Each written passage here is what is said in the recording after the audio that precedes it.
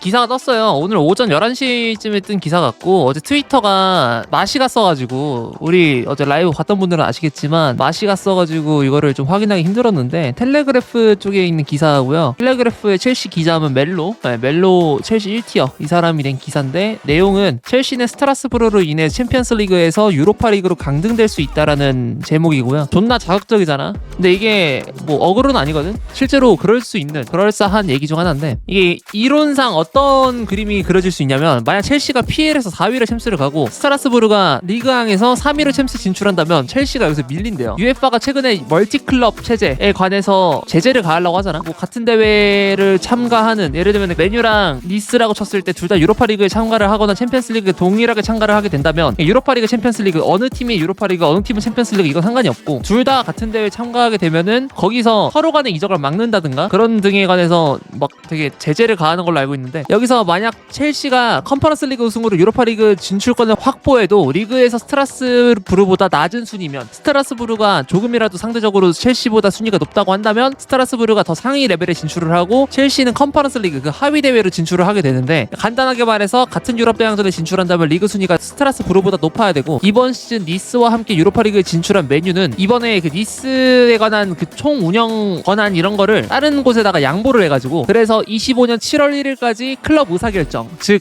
니스의 여러 의사결정 쪽에 관해서 메뉴의 이네오스 사단이 관여를 못해요. 그러니까 권한을 포기를 한 거야, 1년 동안. 왜냐면 같은 대회를 나가버리니까. 그래서 만약 첼시가 동일한 방법을 사용하게 된다면 스트라스부르와 첼시가 서로의 선수를 이적시키고 임대도 안 되고, 스카우트 데이터베이스, 즉 행정상 모든 업무를 공유할 수가 없어요. 권한을 아예 행사할 수가 없고, 멀티클럽의 운영 자체를 1년 동안 포기를 해야 되는 일이 일어나는데, 사실 뭐 그냥 이것만 1년 동안 포기하면 해결이 되긴 해. 근데 어떤 사람이 이럴 수 있어. 그냥 왜 스트라스부르랑 굳이 멀티클럽 체제를 유지하려고 하냐. 그래서 오늘은 사실 해결책을 여기 다 나와 있으니까 이거를 계속 얘기하는 것보다 멀티클럽의 좀 메리트 같은 거를 설명을 해보려고 하는데, 이 기사를 찾아보니까 아스날이 이번 연도 1월 4일에 스탠다드에서 멀티클럽 모델을 따를 것을 제안한 아르테타가 내부 회의에서 이걸 제의를 했다고 해요. 그 이유로는 아스날이 세계 최고의 어린이등들을 영입하려면 멀티클럽 모델을 검토해야 된다는 말을 한 건데, 브렉시트 때문에, 이때 시행된 규정 때문에 프리미어리그 구단들이 재능 있는 어린 선수들로 아카데미를 보강하기가 더 어려워졌어. 옛날에는 세스크 파브레가스 같은 16살의 선수를 영입하는 거에 관해서 전혀 제재가 없고 난항 없이 그냥 수월하게 계속 수입을 할 수 있었는데, 근데 지금 같은 경우에는 브렉시트가 이루어진 이후 EU 탈퇴를 했죠. 잉글랜드 구단들은 그래서 이제 해외 어린 선수들을 18세가 될 때까지 계약을 할 수가 없어요. 이건 첼시 팬들 잘 알지. 에스타방 윌리안이라든가 아니면은 파에즈 같은 선수들을 만 18세가 되기 전까지 첼시로 1군 등록을 못 하잖아요. 근데 이게 사실 디메리트긴 해. 바로 데려와가지고 이제 아카데미에 흡수를 시켜서 첼시가 원하는, 내지는 아스날이 원하는, 1군 팀이 원하는 색채를 입혀놓고 그 다음에 콜업을 시키는 거랑, 콜업을 시킬 때 그런 색채에 관한 연구가 없이 다른 데서 18세가 되자마자 데려오는 거랑 이 적응에 관해서 차이가 있기 때문에 이거는 상당한 디메리트가 될 수 있는데, 근데 이거를 잉글랜드 구단들은 멀티클럽 체제로 극복을 했다고 함. 맨유가 그래서 했고, 맨시티는 그래서 했던 것도 맞지만, 맨시티는 지금까지 그 멀티클럽 체제로 많은 걸 극복을 해왔죠. 엄청난 수혜를 받기 때문에. 뭐 더글라스 루이스나 사비오 같이. 그래서 첼시가 이걸 하고 있는 거고. 근데 이게 그러면 구체적으로 어떤 메리트가 있냐? 사비오 이적료를 보면 딱 나오거든요. 사비오가 550억 가량의 이적료를 기록하면서 맨체스터 시티로 이적을 했는데, 이게 사실 한 900억에서 1000억 그 이상으로 넘어가도 이상하지 않을 만한 실력이었거든. 라리가에서 엄청나게 잘했고 얘가. 근데 왼발잡이 윙포워드 기여한 거 다 알잖아요. 근데 이게 나이가 04년생이야. 당시 20살이란 말이야. 엄청 어린데 왼발에 윙포워드, 비쌀 수밖에 없는 구성들을 다 갖고 있는 선수가 이제 사비오라고 볼 수 있었는데, 이 선수를 트로아로부터 데려왔거든요.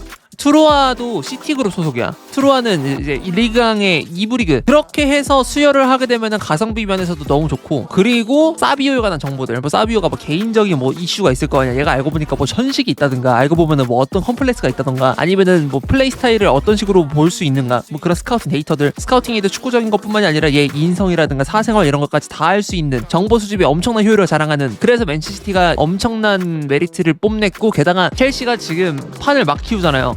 존나 키워가지고 선수들 여기저기 다 임대보낸 다음에 나중에 리셀을 하려고 하잖아. 카사데이라든가 뭐 축구에메카라든가 이런 식으로. 근데 그 구조에 있어서 굉장히 효율적인 메리트를 뽐낼 수 있는 게 멀티클럽이거든. 그래서 첼시가 코모도 인수하려고 했었고, 스포르팅도 인수하려고 했던 이유 중 하나가 이런 것 때문에. 그러니까 첼시가 지금 하고 있는 구상 속에서는 맨시티를 따라가야만 하기 때문에 스트라스부르랑 멀티클럽 체제를 지금 고집하고 있는 거라고 볼 수가 있어요. 그리고 첼시 같은 경우에는 앞으로 사업 모델 자체를 유망주 재판매를 통해서 많은 흑자를 전환 전환하려고 하는 식으로 지금 하고 있기 때문에, 왜냐면 경기장 재건을 해야 돼가지고. 그래서 이 멀티클럽은 절대로 포기할 수가 없다고 합니다.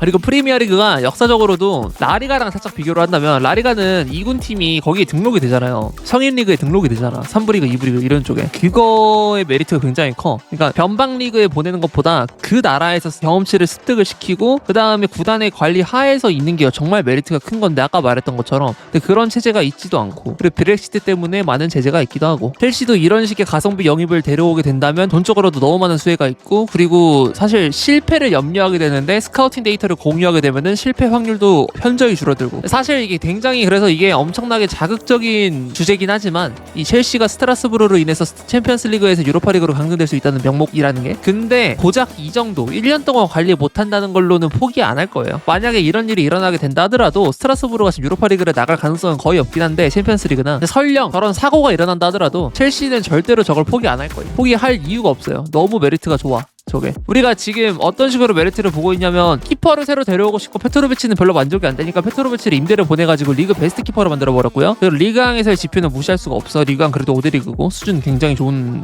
대회 중 하나고, 변방 리그에 비해서. 근데 또 산투스도 우리가 지금 인원수가 너무 많다 보니까 중앙 미드필더 쪽에, 그래서 임대를 보냈는데 거기서도 리그에 굉장히 손꼽히는 선수로 활약을 하고 있고, 뭐 그런 식으로 선수 성장시키는 것도 너무 좋고, 그래서 절대로 포기할 이유가 없고, 웬만해선 일어나지 않을 일이긴 한데, 근데 혹여나 만약에 이런 일이 일어나게 된다면은 약간은 손해가 봐져지긴 하겠죠. 그래도 1년 동안 이 업무를 이행하지 못한다고 하면은 첼시가 임대를 처리할 때 조금 난항이 생길 수 있으니까. 근데 약간 무서운 점은 UEFA가 이거 한번 각 잡고 제대로 막으려고 작정하면은 좀 힘들어질 것 같긴 해요. 근데 어디까지 제재를 할지 모르겠어. 근데 뭐 레드불 사단이라든가 시티 풋볼 그룹 사단이라든가 이네오스 그룹 사단이라든가 뭐 걔네들은 뭐 별 이상 없으니까 웬만해서 사고 안 날 것 같아요. 저는 그렇게 봅니다.